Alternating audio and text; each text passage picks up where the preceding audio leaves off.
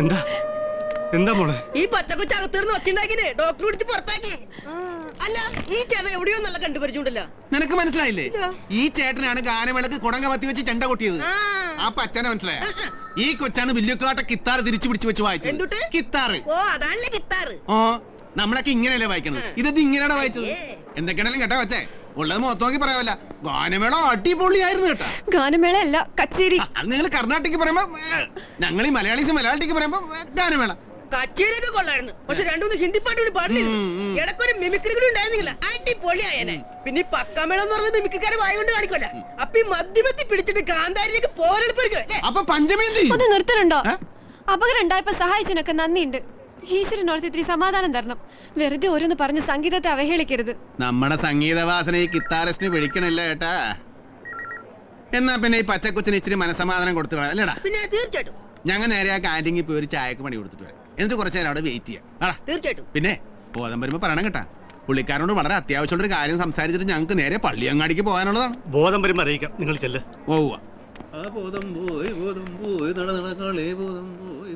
എങ്ങനെയുണ്ട് ഗായത്രി? ഏട്ടൻ വിഷമിക്കണ്ട, പേടിക്കാനൊന്നുമില്ലാന്നാ ഡോക്ടർ പറഞ്ഞത്.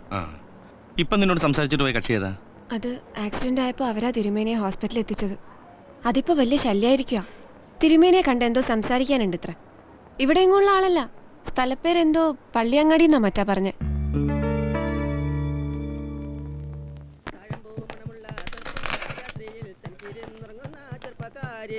കുറച്ചു നേരമായി വെയിറ്റ് ചെയ്യണമെന്ന് അറിഞ്ഞു. നിങ്ങൾക്ക് എന്താ വേണ്ടേ? 2 പരിപ്പയുടെ ഒരു ചായ. അല്ല, അതിന് ഞാൻ ക്യാനിങ്ങൊക്കെ ഒന്ന് മെനക്ക് വെച്ചൂടെ മാഷെ? എന്തൊരു ഈച്ചയാണ്. 2-3 ഉണക്കിയും പുറത്തുനിന്ന് പുറത്ത് വെച്ചാ പോരാ. ഈ ഈച്ച കംപ്ലീറ്റ് അങ്ങോട്ട് പോകൂലേ മാഷേ? ഞാൻ ക്യാൻറ്റീൻ നടത്തുന്ന ആളല്ല, മേപ്പത്തൂർ തിരുമേനിയുടെ മാനേജരാ. ബോധം വീടാ മാഷെ? ബോധക്കേടൊന്നുമില്ല, മരുന്നിന്റെ സെഡേഷൻ കൊണ്ടുള്ള മയക്കോ. വേറെ കുഴപ്പമൊന്നുമില്ലെന്നാ ഡോക്ടർ പറഞ്ഞേ. അല്ല, അദ്ദേഹത്തിനോട് എന്തോ അത്യാവശ്യമായിട്ട് സംസാരിക്കാണ്ടെന്ന് പറഞ്ഞു. നിങ്ങൾ വെയിറ്റ് ചെയ്യണമെന്നില്ല, എന്താന്ന് വെച്ചാൽ എന്നോട് പറഞ്ഞാൽ മതി. അയ്യോ, അത് നേരിട്ട് പറയാനുള്ള കാര്യമാണ് മാഷെ. നേരിട്ട് പറഞ്ഞില്ലെങ്കിൽ പിന്നെ തിരിച്ച് നാട്ടിൽ ചെന്നാ വീട്ടിൽ കയറ്റിയല്ലേ. പള്ളിയങ്ങാടിയിലെ ഏത് വീട്ടുകാരായിട്ട് വരും? അങ്ങനെ വീട്ടുകാരൊന്നും വന്നിട്ടില്ല, ഞങ്ങൾ 2 പേര് മാത്രമേ ഉള്ളൂ. അതല്ല, വീട്ടുപേരെന്താ ചോദിച്ചത്? അയ്യേ, കുരിശ് വീടെന്ന് കേട്ടിട്ടില്ലേ? പണ്ട് കുരിശൂത്തം പൊട്ടി പുറപ്പെട്ടു തന്നെ അവിടുന്നല്ലേ. കുരിശ് വീട്ടിൽ വാവാന്ന് പറഞ്ഞാൽ ഏത് ചന്തപ്പിള്ളേർക്കും അറിയാം. എന്ത് ചെയ്യുന്നു? തല്ലില്ലാത്തപ്പ കൃഷി ചെയ്യും. ഒന്നും മുണ്ടാതിരിക്കണ. അങ്ങനെയൊന്നുമില്ല മാഷെ. ഉള്ള മുതലൊക്കെ നോക്കി നടത്തണം. പിന്നെ ജോലി എന്താണെന്ന് ചോദിച്ചാൽ ഒരു ജോലി ഇല്ലാത്തവര് പറയണ പോലെ കൃഷിയാണെന്ന് വേണമെങ്കിൽ പറയാം. ചോദിക്കുന്നോണ്ട് വേറെ ഒന്നും തോന്നരുത്. ചോദിക്കാതെ എങ്ങനെയാണ് തോന്നണത്? തിരുമേനിയായിട്ട് എങ്ങനെ നേരത്തെ പരിചയമുണ്ടോ? അങ്ങനെ നേരത്തെ പരിചയമൊന്നുമില്ല മാഷെ. പിന്നെ പറഞ്ഞു വരുമ്പോ ഈ തിരുമേനി വകേലെന്റെ അച്ഛനായിട്ട് വരും. മേപ്പത്തൂർ നമ്പൂതിരിയുടെ ഏക ആൺതടിയായി നിൽക്കുന്നത്. അച്ഛനെ കണ്ട് ചില കാര്യങ്ങൾ സംസാരിക്കാൻ വേണ്ടിയാണ് ഞങ്ങൾ ഹോട്ടലിൽ റൂം എടുത്തോണ്ട് താമസിക്കുന്നത് അല്ലേ? ക്ഷമിക്കണം, ആളെ എനിക്ക് മനസ്സിലായില്ല കേട്ടോ.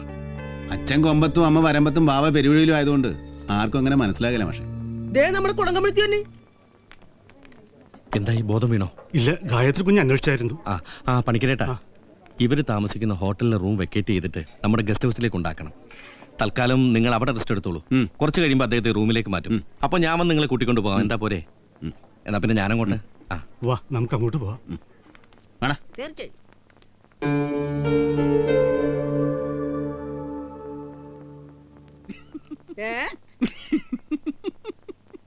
ഇതെന്താണ് ഇപ്പൊ ഇങ്ങനെ ഇരിക്കുന്നത്? ഗ്രഹണ സമയത്ത് ഞാൻ മുട്ടനാടുകൾ അറിയണ പോലെ.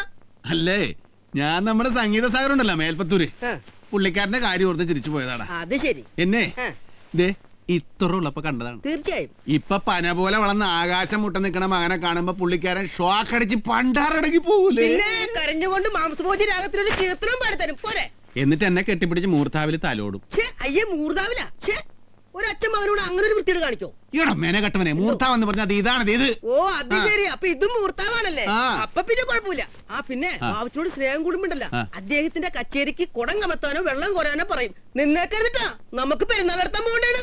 അത് നീ പറഞ്ഞിട്ട് വേണം. വേണ്ടാത്ത പണിക്ക് നമ്മൾ പോവുക. പിന്നെ നമ്മളെ കൊണ്ട് ആകണ സഹായം വേണേ ചെയ്തു കൊടുക്കാം. തീർച്ചയായിട്ടും. എതിര് ഗ്രൂപ്പ് കച്ചേരിക്കാരുണ്ടെങ്കിൽ പണി കൊടുത്ത് പരിപ്പെടുത്ത് കൊടുക്കും. കാശ് കൊടുക്കാത്ത ഗാനമേളക്കാരുണ്ടെങ്കിൽ അവിടെ ഒരു സിമ്പിൾ പണി കൊടുത്ത് കാശ് മേടിച്ചു കൊടുക്കാം. അല്ലാതെ നമ്മൾ വേറെ എന്ത് ചെയ്യും? തീർച്ചയായിട്ടും.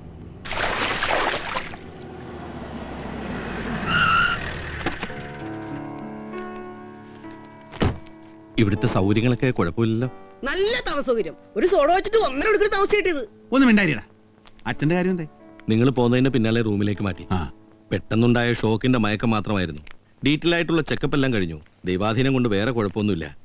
വീട്ടിൽ റെസ്റ്റ് ചെയ്തോളാവുന്ന തിരുമേനി നിർബന്ധം പിടിച്ചതുകൊണ്ട് ഡിസ്ചാർജ് ചെയ്ത് പോരുകയും ചെയ്തു. ഇനി ഡോക്ടർ മനയിൽ വന്ന് നോക്കിക്കോളൂ. അപ്പൊ പിന്നെ സൗകര്യമായി. ഇനിയിപ്പോ ഏതായാലും വൈകിക്കണ്ട. നീ എല്ലായിടത്തും പെട്ടിയിൽ വെക്കും. നമുക്ക് നേരെ മനയിലോട്ട്. അത് വേണ്ട. പറയുന്നതിൽ വിഷമം തോന്നരുത്. നാളെ രാവിലെ തന്നെ നിങ്ങൾ നാട്ടിലേക്ക് മടങ്ങിക്കൊള്ളൂ. നിങ്ങളെ കാണാൻ തിരുമേനിക്ക് താല്പര്യമില്ലെന്നാ പറഞ്ഞത്.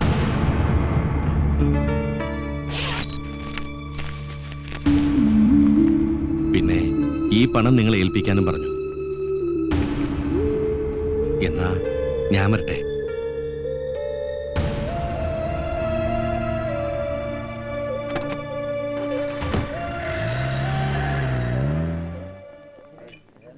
വാവച്ച് വിഷമിക്കണ്ട. വക്കീലമ്മയെ ഡൈവോഴ്സ് ചെയ്ത പോലെ അച്ഛൻ മകനെയും ഡൈവോഴ്സ് ചെയ്ത് കാണും. അതെന്നെ, ഒരു ഡൈവോഴ്സ് മകനെ സ്വീകരിക്കാൻ ഏത് അച്ഛനും ഒരു ബുദ്ധിമുട്ടുണ്ടാവും വാവച്ചി. സ്വന്തം മകനെ കാണാൻ പോലും കൂട്ടാക്കാത്ത അച്ഛനെ കണ്ട് അനുവാദം മേടിക്കാമെന്നാ ഞാനടാ കിഴങ്ങൻ. തീർച്ചയായിട്ടും ആരുടെ അനുവാദം മേടിക്കാതെ മാമോദിസ മുങ്ങി പള്ളിപ്പെരുന്നാൾ നടത്താൻ പറ്റുമെന്ന് ഞാനൊന്ന് നോക്കട്ടെ. അത് കറക്റ്റ്. എന്നാലും ആ മേൽപ്പത്തൂര് നമ്മളെ വെറും പിച്ചക്കാരാക്കി കളഞ്ഞല്ലടാ. അങ്ങേക്ക് വയസ്സായി സീസി അടഞ്ഞ് തീരാറായി നിൽക്കുകയാണ്. സ്വന്തം മകനെ കണ്ടൊരു നല്ല വാക്ക് പറഞ്ഞ അയാൾക്കടെ വായിരിക്കണം സരികമ തെറിച്ചു പോവുക. എനിക്ക് ഓർത്തിട്ട് സഹിക്കാൻ പറ്റില്ലടാ. എന്നാ പിന്നെ ഒരു ബോട്ടിലും കൂടെ പറ.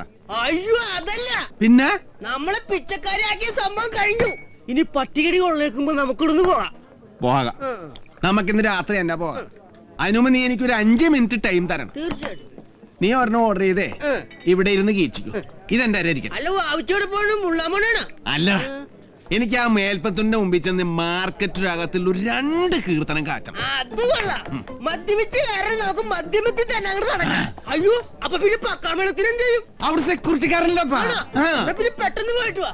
ചേട്ടാ ഇവിടെ പൈൻ്റെ കൂടി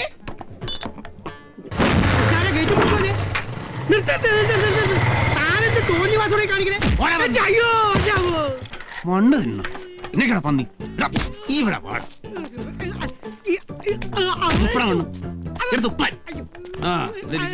പക്കാമേളക്കാരാണെങ്കിൽ ഇതുപോലെ ഇവിടെ അടങ്ങി ഒതുങ്ങി ഇരുന്നോണം.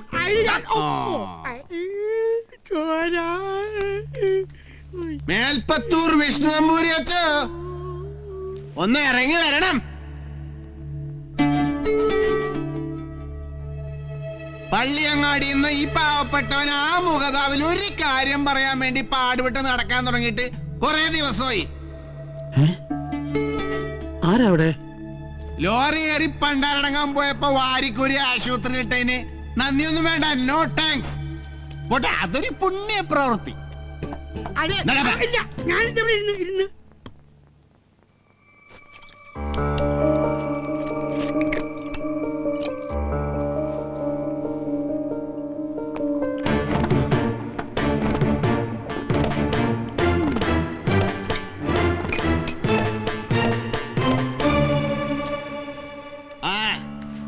ഒന്ന് നേരിൽ കണ്ട് സംസാരിക്കണോന്ന് പറഞ്ഞപ്പോ താല്പര്യമില്ല എന്ന് പറഞ്ഞതിന്റെ കാരണം എനിക്കറിയണം.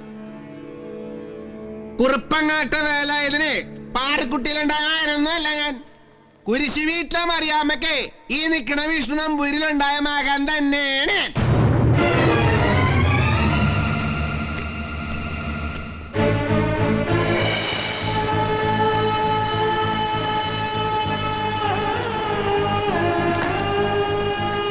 കോടതിയിൽ നിന്ന് തല്ലിപ്പിരിഞ്ഞ് പോയെങ്കിലേ മകൻ തന്നെയാണ്. തേച്ചൊരച്ചൊന്ന് മുങ്ങിക്കുളിച്ചാ പോണതൊന്നും അല്ല രക്തബന്ധം. അങ്ങാടി ചെന്ന് കാശ് കൊടുത്താൽ വിട്ട് തന്നവരെ കിട്ടുകയില്ല. അങ്ങനെയാണെങ്കിൽ പണ്ടേ വിവാഹം നല്ല മിടുക്കനൊരു തന്തേനെ പോയി മേടിച്ചാനെ.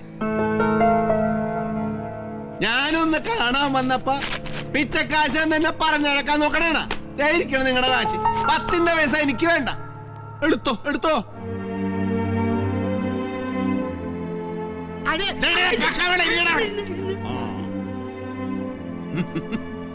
ഈ സംഗീതക്കാരനായാലേ മനസ്സിൽ നന്മ വേണം, സ്നേഹിക്കാൻ അറിയാവുന്ന രാമാശയം വേണം. അല്ലാതെ സംഗീതം കടലാണ് സാഗരമാണെന്ന് പറഞ്ഞു നടന്ന എന്ത് കാര്യം? അല്ല, ഞാൻ അറിയാൻ പാടില്ലാത്തോണ്ട് ചോദിക്കാണ്. ഈ പാട്ടുകാരൊക്കെ സംഗീതം പഠിക്കാൻ കടലിലാണോ പോണത്? ഈ സംഗീതം എന്ന് പറഞ്ഞാൽ എന്താണ്? എല്ലാത്തിലും സംഗീതമുണ്ട്. ഭാര്യയും ഭർത്താവും തമ്മിൽ സംഗീതമുണ്ട്. അത് കോടതി വെച്ച് പോയി. അച്ഛനും മകനും തമ്മിലൊരു സംഗീതമുണ്ട്. അത് ജാതിയുടെ പേരിൽ പോയി. പിന്നെ എന്ത് സംഗീതമാണ്? ജീവിതത്തിലെ സംഗീതം മുഴുവൻ തെറ്റിച്ചിട്ട് നാട്ടുകാർക്ക് സംഗീതം വിളമ്പി കൊടുത്തിട്ട് ഒരു കാര്യമില്ല ചോ, ഒരു കാര്യമില്ല. ഒരു കാര്യം.